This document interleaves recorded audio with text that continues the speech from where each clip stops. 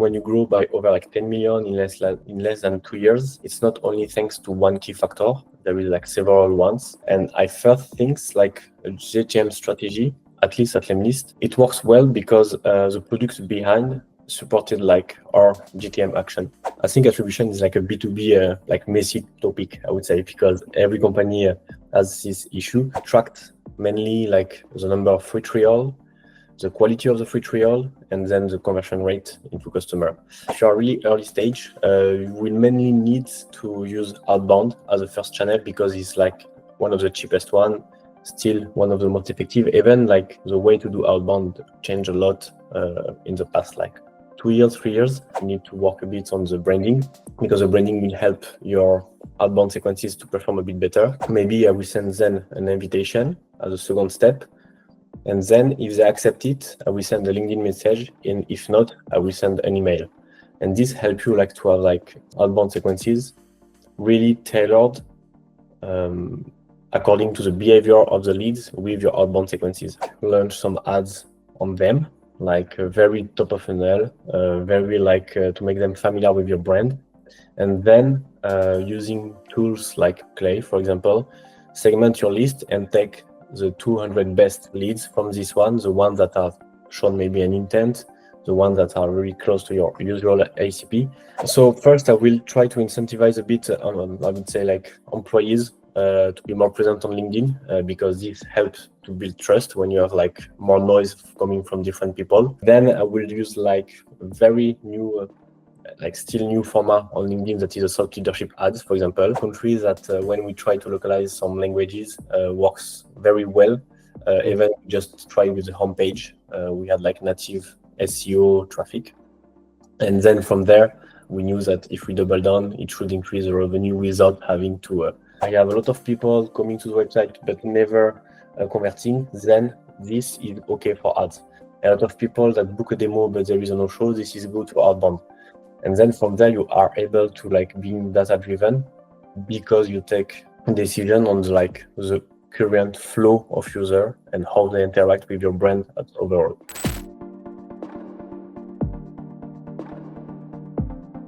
You're in the army, and then obviously you shifted and transitioned to this. So just maybe as a context for everybody, just tell us about the story. Yes. So at 18, I joined the army like for 3 years and a half. I started like as a mine sweeper, so like a lot of adventures, of course. And then after 3 years and a half, I was like medically retired, which means for me like rethinking my entire like career path. And to be honest, like getting into tech wasn't really straightforward, especially when you came like me, like from a small town in the south of France. You have like no connection to the tech world. And at that time, I just knew how to use like Microsoft Word, maybe on a computer. So yes, and I think my first touch point with tech was during like a trip in Ethiopia after like I was medically retired from the army. And I just met someone that wanted to run like Facebook ads, didn't have like people for it. And they asked me, to be honest, I didn't know how to do it at this time. I just say like, I could manage it. Surprisingly, it's like worked very well. Then after that, I quickly like realized that if I wanted to scale this, I would need to like deeper on some like other marketing knowledge, like tracking, copywriting, landing pages and stuff like this. Okay, that's awesome. That's awesome. So now you're at Lemlist, right? So you're heading their growth, and obviously you've mentioned that you've taken it from $14 million to $24 million ARR. So what are some of the key things that you actually did that has actually brought in this growth? Can you please share that experience? Yes, as you can imagine, like when you grow by over like 10 million in less than 2 years, it's not only thanks to one key factor. There is like several ones. And I first things like a GTM strategy, at least at Lemlist, it works well because the products behind supported like our GTM action. It meets like user expectation, and we have like a tech and product teams that quickly identify and ship relevant solution for our end user. So this is like, I would say, the first key factor. Without that, it starts to have like any GTM motion. And then for that, we have like an amazing data team that help us like to pinpoint like opportunities in our GTM strategy. For example, we can precisely like segment users based on behavior or like their needs or typography in our database. And this helps us like to market features to specific segment, because like you don't market every feature like the same way to everyone. If someone are already engaged with your brand, if someone already tried your product or not, and if they tried, did they activate or not. So this is a second like key, I would say, of our GTM strategy. And then, of course, there is like the marketing team, because growth belongs to the marketing team at Lemlist.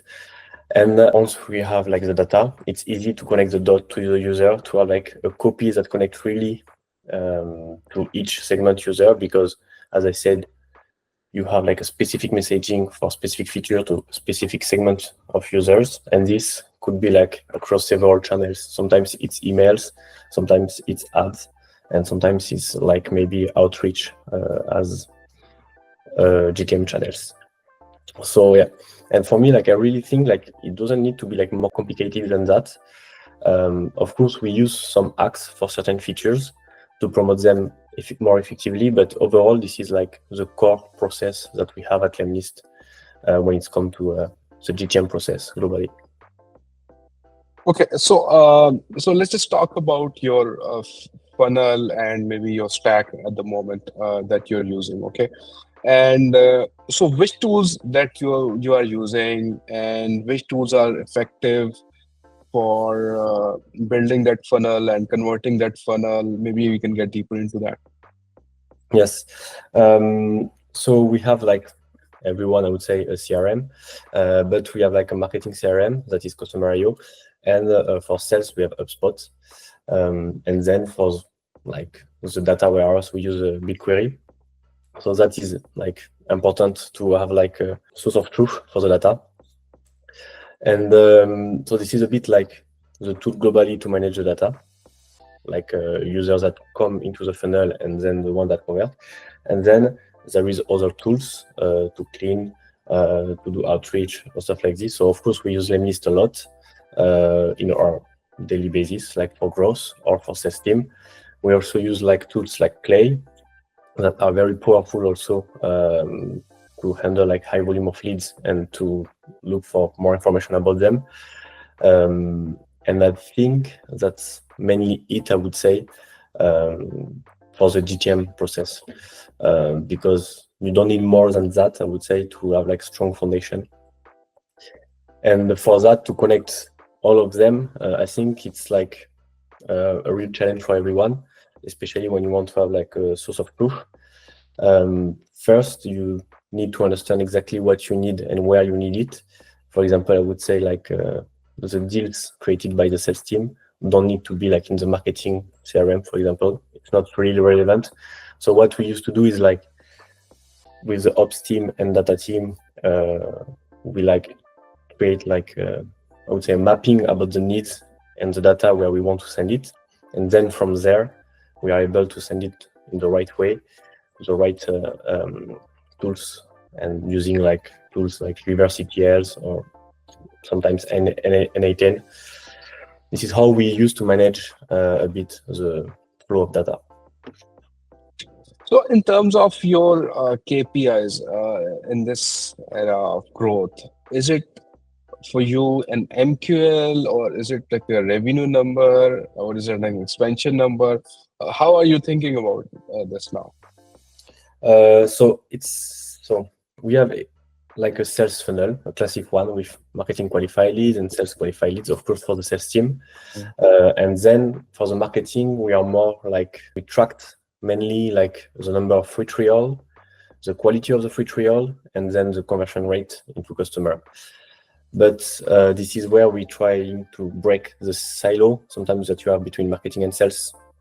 So when, for example, you start a free trial on Lemlist, if you have, like, for example, more than 6 or 7 people in your sales team, then you will become a marketing qualified lead for the sales team. So someone from the sales team will try to reach out to you, try to help you to understand how to use Lemlist, and then from there maybe convert you to a customer. But sometimes, and that's a lot of the case for Lemlist, is like people convert without having a sales touch point because it's a product-led growth. And in that case, we just like monitor, I would say, this conversion rate for the marketing team. This is a bit like how we work, and we are a bit lucky at Lemlist because we have like a high volume of leads, inbound leads. So we are not like running after MQL for sales team. We are not running about like getting demo for them. We have like quite healthy KPIs and numbers at the moment. So this is like a luxe that we are happy to have. Yes. So in terms of building that in the volume of inbound leads, what actually worked? Which channel worked? What kind of content worked? What kind of strategies any early stage startup should follow? Yeah, I think so.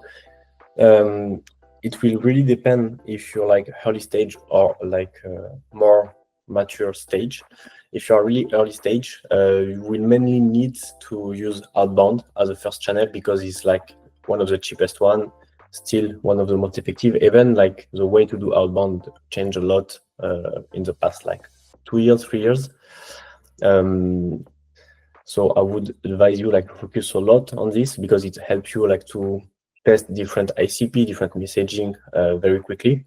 But then if you are like more mature and you need like, for example, to increase the volume of marketing qualified leads for your sales team, this is the case for a lot of sales-led company.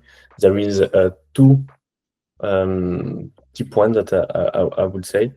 The first one is like to have a long-term play that will have like a compound effect that you will need to use since day one.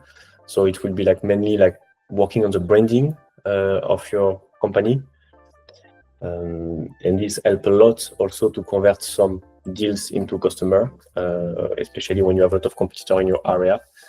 And then a short play, more short term, that is mainly focusing on having like a bit more like volume, maybe a bit less qualified, maybe a bit less. When I say qualified, I mean like maybe not ready yet to buy. And for this, I will advise you, like for example, to have maybe some ads if you already have like a healthy volume of course customer first, because ad it's not magic, of course.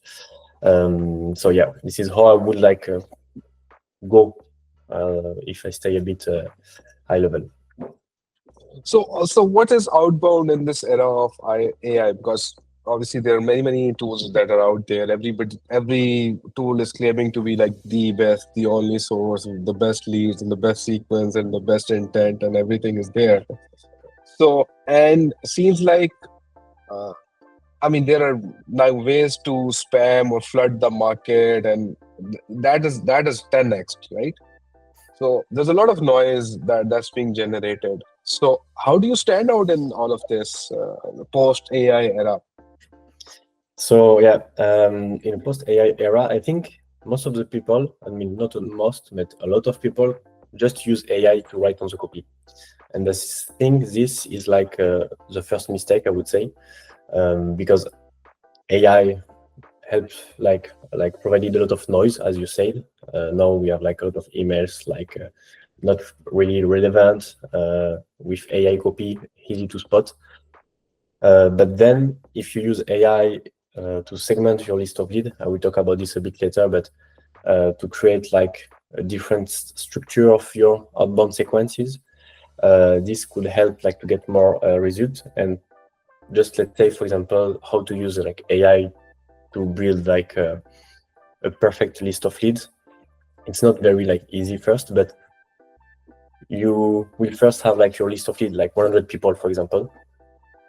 And then, of course, you will need to enrich these people from data that they have on their LinkedIn, or maybe that you find out on other websites. Then you will need to go like to create a hyper segmented list. And for that, you will use data that is linked to your product. In the case of Lemlist, for example, what we could do is like have people segmented by number of people that they have in their sales team. So if I have a list of 100 people, I will, for example, have like sequences that is split into people with less than 20 people in their sales team, and sales team with more than 30 people, for example. And then from there, I will have different paths because as people do not experience the same pain points, the same challenges. And this will help me also to build then the messaging of the outreach sequences because you will be able to reuse like for each lead like a unique message. Thanks to like the AI, you can like create unique message per lead, and this also improve your deliverability, and you like have more chance to stand into the inbox folders than in the promotional one or the spam one. So I would say first creating like very segmented list, and then to use the content that you scrapped and enrich with AI to create a unique message for each lead. We have a like very cool feature at Lemlist that is more and more used. Is like you give one input and then it generates like for example the number of sales people in the team, and then from there you get like a unique messaging like, okay, I saw that you have like you're managing 5 SDR and 2 account executive. Oh, I saw like you're also managing 12 SDR for the one and 1 account executive, and then it makes feel like more relevant, more personal than just saying like, oh, you're a sales manager. Hey, you may be interested by this or this one. And this is a bit how like post AI called Outbound like could be like a leverage. How is it like different from few years ago, and what's like the anatomy of a real high performing outbound sequence now? Yeah, so I think the high performing outbound sequences works better when it's like a warm outbound, I would say. And this is why I told you a bit earlier, like you need to work a bit on the branding, because the branding will help your outbound sequences to perform a bit better.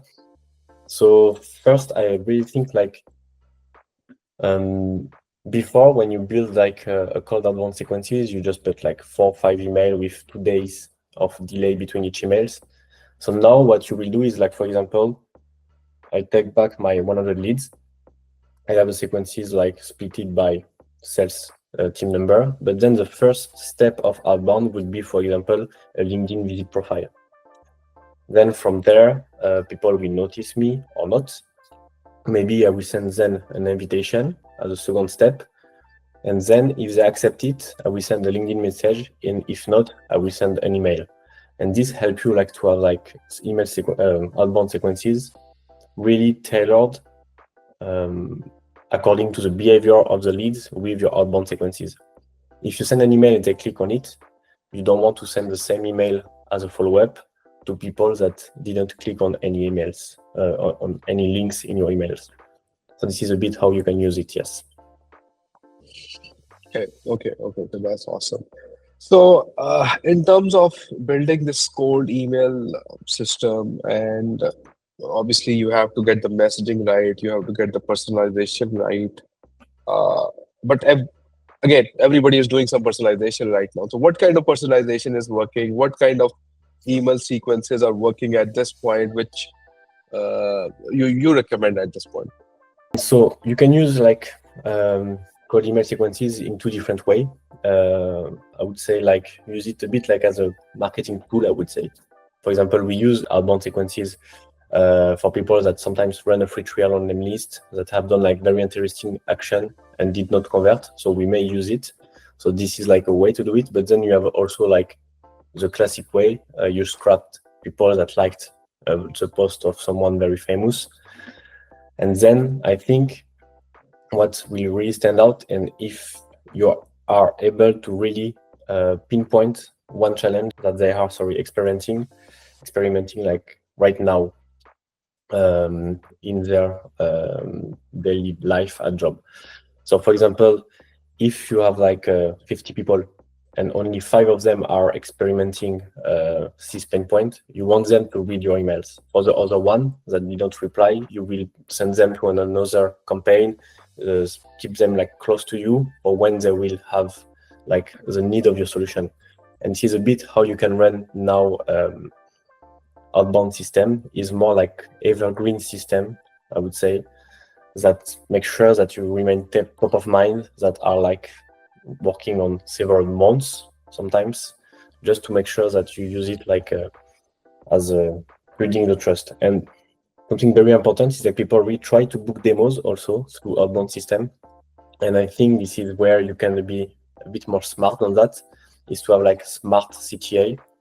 What I mean is, for example, if I send you an email and say, hey, do you mind to take like 15 minutes for a call? I don't really see why I should take this time for you. But if I told you like, hey, do you mind taking like 15 minutes to learn how to launch outbound campaign to get your first customer? If you are right now struggling to launch an outbound campaign, there is a probability that you will say yes, more than for the other one. So this is a bit how you manage outbound now. And the email has to be very short, like effortless for your user. When they read it, they really have to know what's in for them and what you will share with them. I see a lot of people, for example, trying to be like mysterious in their email, like trying to not say what they will propose to you, or like you don't see really the point of the email, and then they have a good reply rate because some people are really wondering why, but then behind for the closing rate, it's very low. So that's why you need to be like very smart in the way that you talk to your user. Okay, let's just make up one fictional situation. So early stage startup, and you have just one paid channel to work with. So which one will you pick? And how much budget will you ask for? And why? I think I would say an easy one. I will go, of course, for Google Ads, I would say, paid search. Why? Especially when you're a young startup, most of the B2B SaaS, what they have to do is capture the demand that exists first to get some cash flow, and then they can work on like generating more demand through like content. And when you use like Google Ads, you can quickly capture this demand, especially that you would like need less work as using paid social, because you don't need like design creatives, you don't need like a very like top-notch copywriting. You like basic copywriting, I would say, is enough. And there is a bit of technical setup. That's why I would recommend also like to use like people that like maybe agencies, freelancer, maybe being careful because there is a lot of like people that are not very good at it, even they have agencies. And in terms of budget, I would take like what is the ticket that I'm selling, like if it's like a 200 for 1 month for my product, I would say like, okay, how much I'm willing to pay for that customer. So maybe I'm willing to pay like 600 USD per customer, because I know that they last for at least 10 months first. And then I will go, okay, I need like 5-10 customers. So I will just multiply this cost of how much I'm willing to pay for one by 10 or what to reach my target of the month. But this will also depend on the industry, because some industry have like a high volume, but very competitive. So the cost become more higher for one click. So yeah. Okay, and as you mature, so obviously you bring in LinkedIn. So what's like your sort of like advice on building LinkedIn? How much budget is actually needed when you start seeing results? What kind of content should be there? So first, I will try to incentivize a bit, I would say, like employees to be more present on LinkedIn, because this helps to build trust when you have like more noise coming from different people. Then I will use like very new, like still new format on LinkedIn, that is a thought leadership ads, for example, that I could spread my employee messaging across different markets, new geography. So I make more noise, and of course I build trust. And then from there, people that will interact with this LinkedIn post, I will like scrap them and launch like outbound campaign on them from the sales team, because then they already have seen your product. Some people from your team, maybe your brand, and then it's more easy for you to get a reply from them. This is how I would scale it. And in terms of budget, again, it will really depend on the cost of acquisition that you have. But this is like, I would say, a cheap solution because thought leadership ads, it's quite cheapest compared to some other ads, especially if you launch it like I would say at the like impression with an impression goal, not with like a conversion goal. That is like having landing page people. And then from there, maybe I could reuse these audiences and run some other ads on LinkedIn, more product-based to convert them, especially if like the quality of the people is quite good and they have interacted a lot with the thought leadership ads. Okay. And what's like LinkedIn campaign structure for you at this moment right now? So do you have like top and middle and bottom funnel campaign separate, or how are you going about it? Okay, so right now we have like top of funnel campaign that we are using to reach out like people that may fit in our ICP. They are not ready to buy, we know it, but we want be top of mind if the day come later. And then we have like, I would say, bottom funnel campaign. We don't have really like a middle funnel campaign because I think it's very hard to sometimes do the difference between top of funnel and middle funnel, especially on LinkedIn, especially on like company account.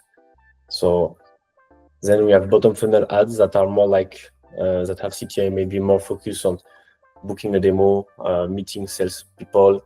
We use also conversational ads on LinkedIn. So we are still experimenting with them on different markets. And this is a bit how the count is structured. And then we have also like audiences for the top of funnel campaign that are very large. But for the bottom funnel, we have like audiences, of course, of retargeting, but also like more splitted by like industry and by job title, because it's very important to have a messaging in your ads that resonate a lot with the job title and the industry. For example, if you're like a sales guy and you're looking for a CFO, if I send you an ad, if I show you an ads that say, hey, found new leads right now, new C-level leads, it's less powerful than if I show you like an ads that say, hey, find new CFO leads email or stuff like this. Also, this is also how we works at the LinkedIn ads level. Okay, that's awesome. So now, in terms of attribution, obviously, so you have many channels. There are a lot of like customers that are coming inbound, outbound, and first touch, last touch, and all of that. And then things they get messy because which one is attributed to marketing effort, which one is not. So how do you account for that?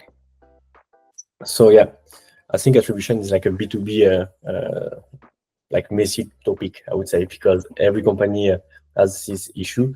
So there is two ways. First, we have attribution for the marketing effort. Then we have attribution also for the sales team. So as I said, like our sales team, we use a lot Lemlist to do outbound. So because there is a bidirectional integration with the CRM, it's very easy to spot when a sales have like started a conversation with someone, even this person already have seen like a webinar, even they have already like downloaded a playbook or whatever. If they have like engaged a conversation, if book a meeting through their outbound campaign, then it's all for the sales team. Everyone is aware that the brand helps them to convert more leads, to book more meetings, and at the same time, it's very important like to have a win together culture. So we don't really split like sales only and marketing, and we don't have like a quota to reach for the marketing of leads to send to the sales team. So this helps a lot. So that's a big difference from other company. But now what we use, what we do with attribution is like we use it mainly for the marketing channel. So we know which channel is giving more demos more free trial, and which channel should we scale or not. We also monitor a bit the conversion rate per channel.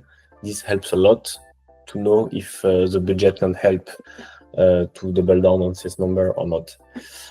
So this is a bit how we do. And thanks to like the win together culture, it's not a very messy topics at Lemlist. I think you can find some recording of G, the founder of Lemlist, saying like he's not really into data. Attribution for him does not really count.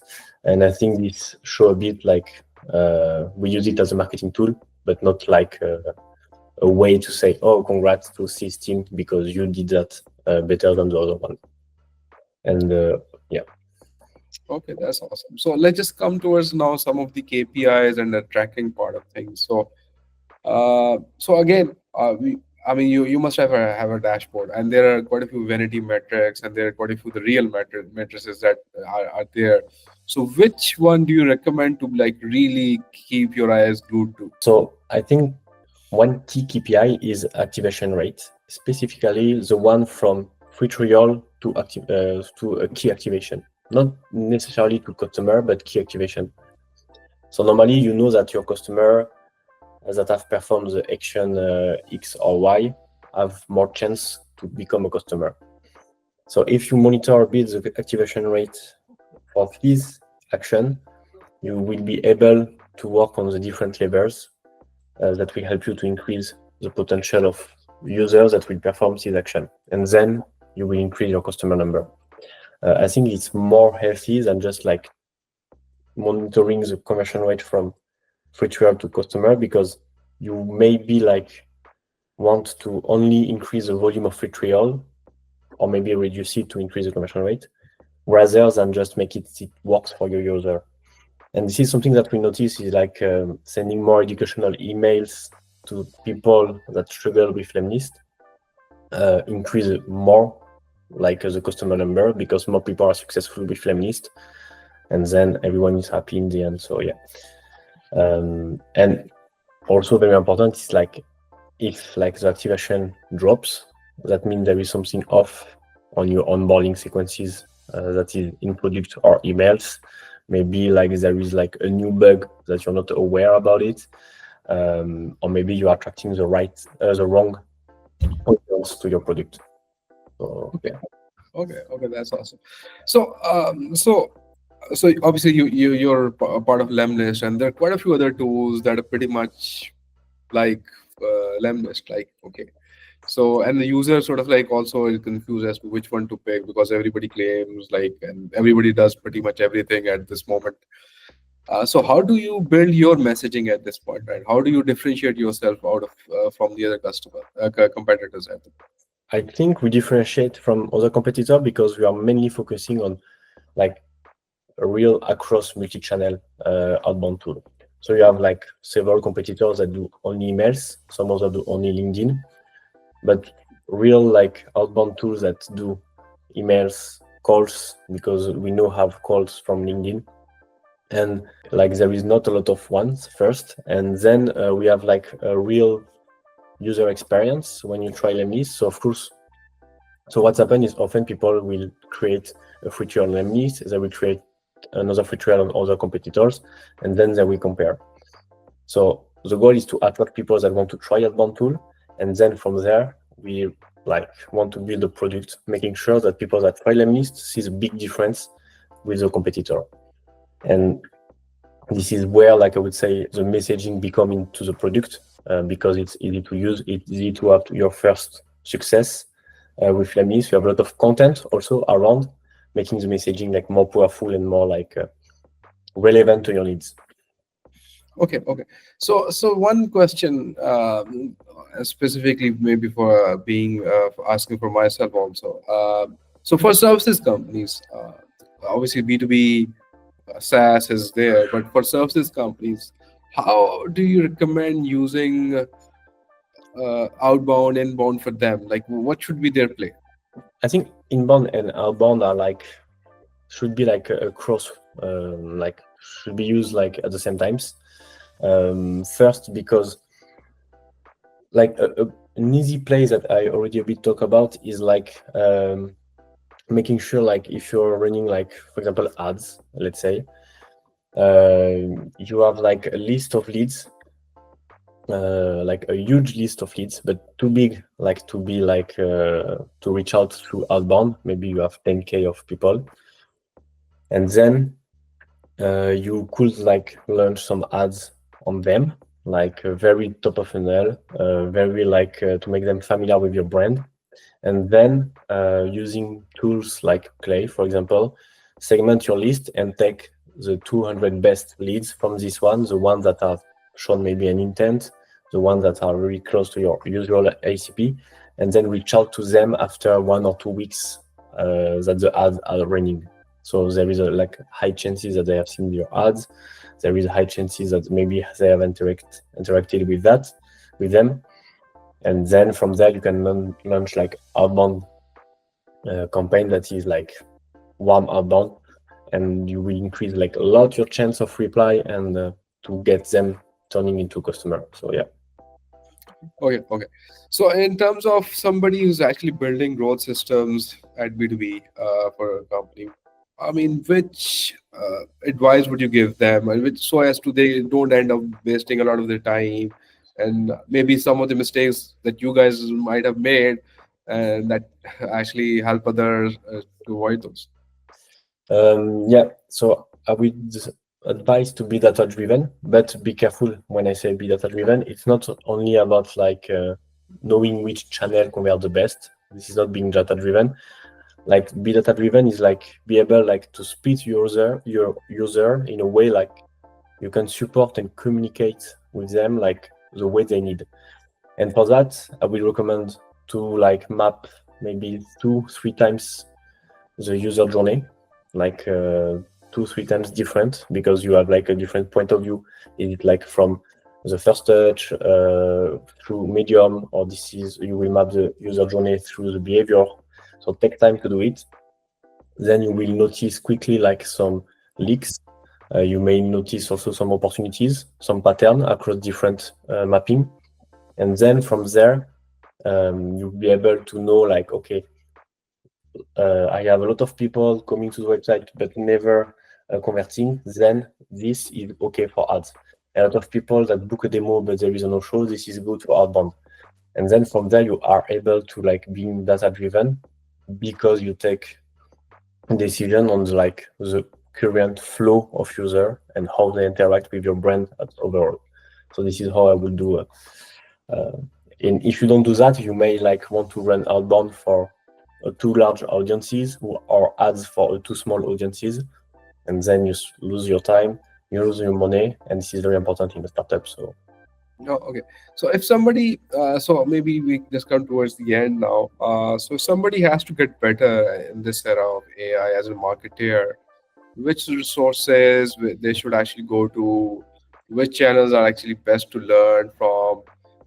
Any tips for that?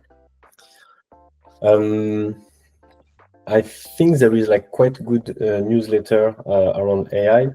I don't remind correctly the name, but for sure there is like Google also sharing a lot of resources about what they do, OpenAI also. So first I would try to understand a bit how AI works globally. And then from there, I would go like per industry. So for example, if I'm sales and looking to use AI, or even I'm a growth and I'm looking to use AI in my daily life, I would first look for use cases where I need it. And then I will join like Slacks, found influencer also on LinkedIn that have built systems, that have shared it maybe. And then from there, I will also experiment. I think this is also one of the best way to learn. No. I don't have like specific newsletter to say, but yeah. Okay. So anything that I have actually missed, you wanted to add? Maybe I've actually not been able to go through those.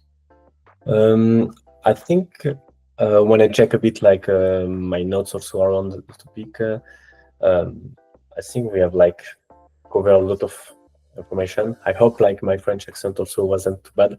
No, Great. Just for my sort of like, okay, just for my, obviously you mentioned the French accent because you actually you have campaigns in multiple countries, multiple languages. So how are you sort of like localizing those campaigns? So I write English better than I speak it, so that's cool. But so of course we are like an English first company, and then we have like a lot of people coming from different countries. At Lemlist, we have native Spanish speakers, French speakers, of course. So it's quite easy to localize our action. We have sales team per geography also, so it helps like to be like more like relevant when there is a meeting with US leads or English leads. So yeah, and I think we first build everything in English and then we see if there is opportunities to have it in other languages. So yeah. So have you seen any success with localization, or is it like early for you to make any assessment? Yeah, we did, but I don't know if I can say it for the competitors. But yeah, there is some European countries that when we try to localize some languages, works very well. Even just try with the homepage, we had like native SEO traffic, and then from there we knew that if we double down, it should increase the revenue without having to put too much work on this. So yeah, we did. And I think when you want to try like a market, you don't need to translate the whole website. You can start with like key pages, product pages, home pages, and see if there is a traction on that or not. So yeah. Okay, awesome. So it was actually great having you, to be honest. And actually learned a lot, to be honest. So I wanted to clarify quite a few things, and you've been very, very helpful in that particular regard. But yeah, thank you. I really hope you will get like good learnings also and good like video snippets. Yeah. Thank you, and I wish you a good day. Thank you. Have a nice day.